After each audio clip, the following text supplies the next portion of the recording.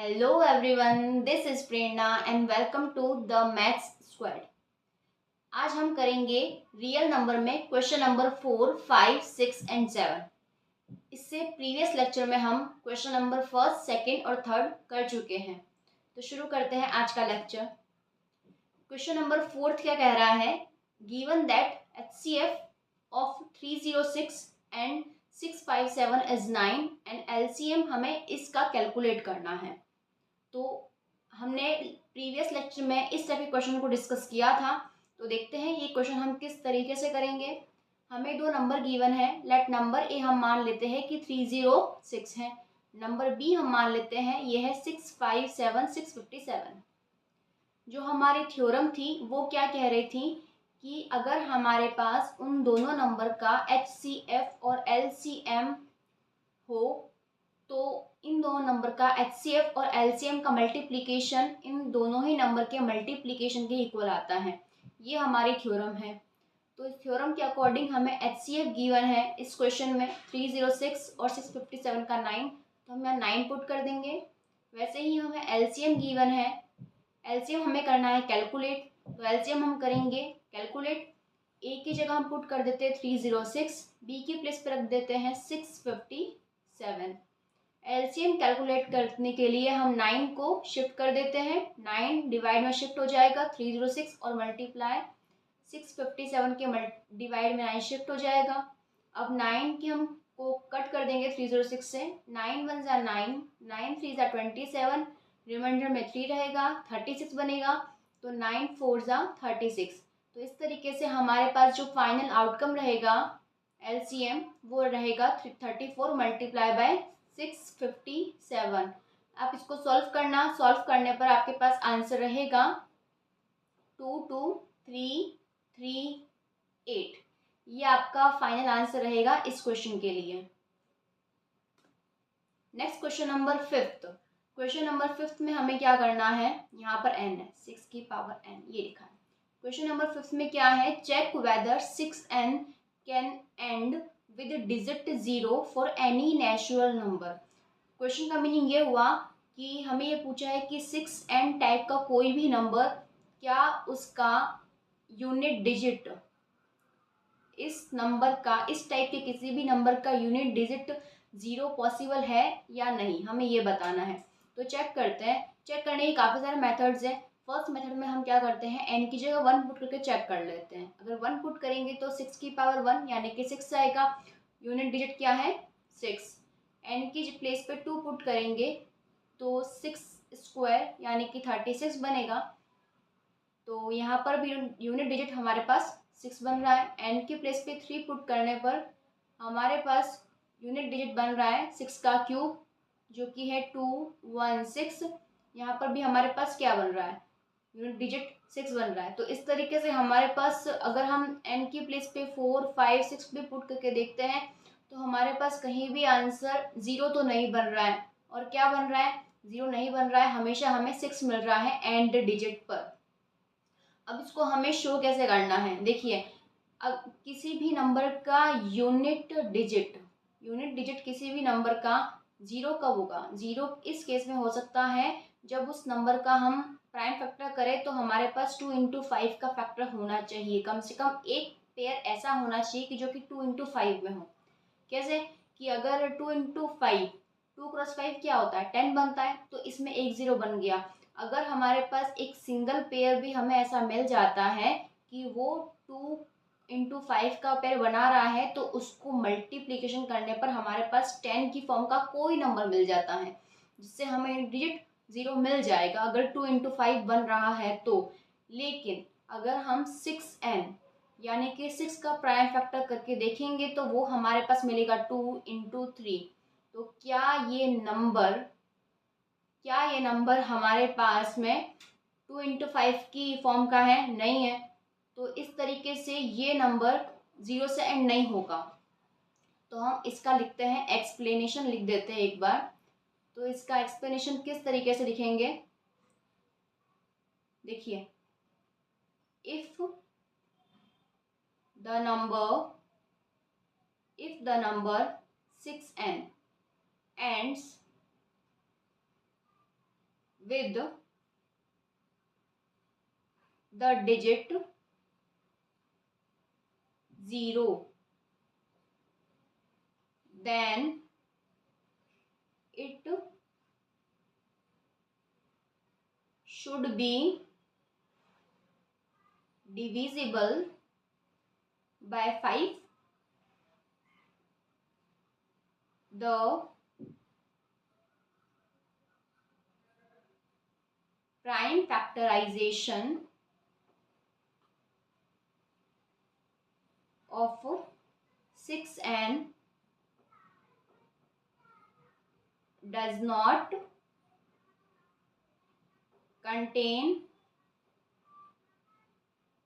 prime number 5.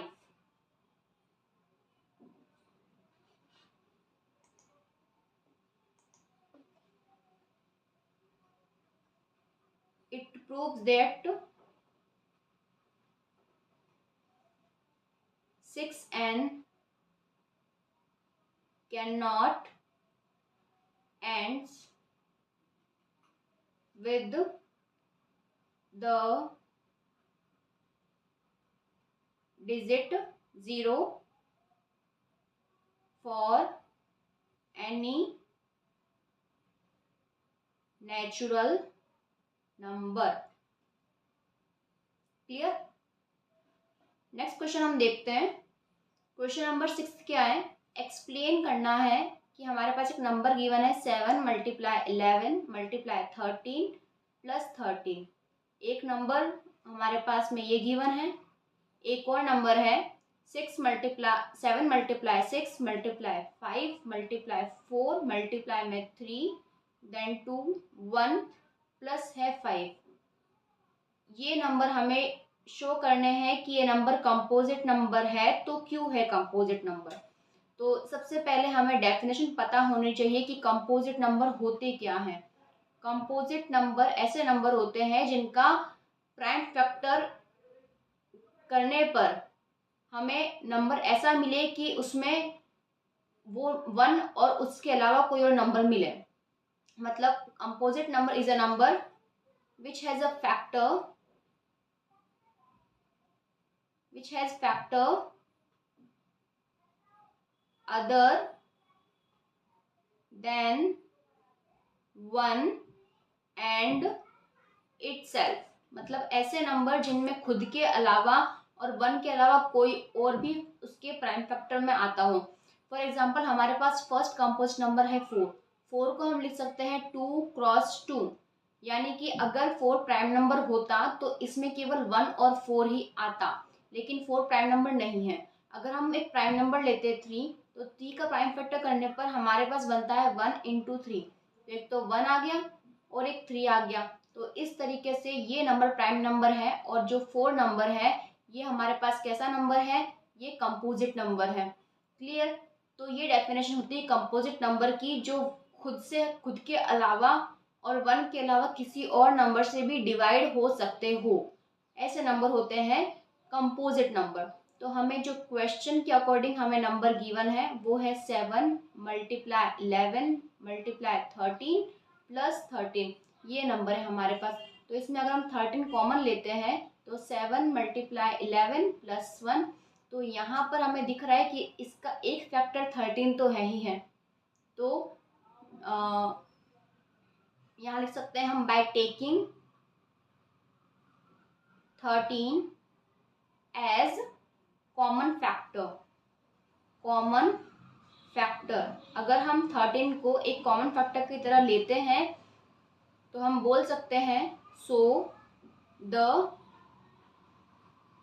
Given number is composite number. Given number हमारे पास कैसा है? ये कंपोजिट नंबर है. क्लियर? और जो हमारे पास सी वाला क्वेश्चन था 7 मल्टीप्लाई 6 5 4 3 2 1 5. यहाँ पे क्या करेंगे हम 5 और 5 दोनों में आ रहा है तो इस नंबर से हम 5 कॉमन ले लेंगे. बाकी का एक्सप्लेनेशन आपका सेम यही रहेगा. नेक्स्ट क्वेश्चन नंबर 7 क्या कह रहा है? There is a circular path around a sports field. Sonia takes 18 minutes to drive 1 round to the field. तो मतलब हमारे पास क्या है, एक सर्कुलर फील्ड है, इस तरीके से हम मान लेते हैं सर्कुलर फील्ड है। सोनिया लेती है राउंड करने में 18 minutes, while Ravi takes 12 minutes for the same. अब जो रवि है, रवि इसी को सर्कल करने में, इसी पर राउंड लगाने में कर लेता है वो 12 मिनट्स। क्वेश्चन में क्या पूछा है, गिवन है suppose they both start at the same point at the same time and go in a same direction, after how many minutes they meet again at the starting point. मतलब कि हमें बोला है कि ये लोग स्टार्ट करते हैं रन करना सेम टाइम पर और सेम पॉइंट से, और इनका जो पाथ है वो भी सेम है, सेम इनका पाथ है। तो इस तरीके से हमें, अगर सोनिया इस पॉइंट पर है तो रवि भी इसी पॉइंट पर है। तो जब सोनिया एक कंप्लीट सर्कल लेती है, तो जब सोनिया एक सर्कल लेगी वो 18 मिनट्स में लेगी, तो 18 मिनट्स, 2 सर्कल लेगी तो 36 मिनट हो जाएंगे प्लस 18। अगर वो 3 सर्कल लेती है तो इसमें 18 और प्लस करके 54 मिनट्स हो जाएंगे। इस तरीके से राउंड के अकॉर्डिंग उसका टाइम 18 मिनट्स इंक्रीज होता रहेगा। सेम यही केस अगर हम रवि में देखते हैं, तो रवि एक सर्कल करने में लेता है 12 मिनट्स, 2 राउंड लगाने में वो लेगा 24 मिनट्स, 12 प्लस करके 3 राउंड करने पे वो लेगा 36 मिनट, 4 राउंड करता है तो वो लेता है 48 मिनट। तो इस तरीके से हमें ये बोला है कि वो कितने टाइम बाद, आफ्टर हाउ मैनी मिनट बोला है, after how many minutes will they meet again at the starting point. 18 minute पर सोनिया यहाँ पहुँच जाएगी, 36 पर वो यहाँ पहुँच जाएगी यहाँ पर, तो 36 मिनट पर सोनिया और रवि दोनों ही इस पॉइंट पर होंगे। इस तरीके से हम बोल सकते हैं कि हमारे क्वेश्चन का आंसर हो जाएगा 36 मिनट। लेकिन ये जो मेथड है थोड़ा लेंदी है, तो इसके लिए हम क्या करेंगे, शॉर्ट मेथड के लिए हम सोनिया का जो टाइम है उसका एलसीएम लेंगे और रवि के टाइम का भी हम एलसीएम लेंगे। सोनिया के टाइम का एलसीएम लेने पर 2 9 ज़ा 18, 3 3 ज़ा 9 और ये 1। रवि का टाइम लेता है 12 मिनट का, तो 2 6 ज़ा 12, 2 3 ज़ा 6 और 3। तो यहाँ पे हम एलसीएम लेंगे तो 18 जो आ रहा है वो 2 की पावर 1 और 3 की पावर 2, और 12 हमारे पास है 2 की पावर 2 और 3 मल्टीप्लाई बाय 3 की पावर 1, है ना। तो इसका जो एलसीएम आएगा वो आएगा हाईएस्ट में वैल्यू 3 का स्क्वायर और 2 का स्क्वायर, यानी कि 9 4 ज़ा 36। इस तरीके से हमारे पास आंसर आ गया 36 मिनट। तो ये हमने क्वेश्चंस कर लिए हैं 4 5 6 और 7। आज की क्लास में हमने कंप्लीट किया है एक्सरसाइज 1.1 को। क्वेश्चन नंबर 4 5 6 और 7 हमने आज की क्लास में कंप्लीट किया है। इससे पहले अगर आपको question number 1st 2nd 3rd भी आपको देखने हो तो हमने वो कंप्लीट करवा चुके हैं, तो आप वो लेक्चर भी देख सकते हैं। Thank you.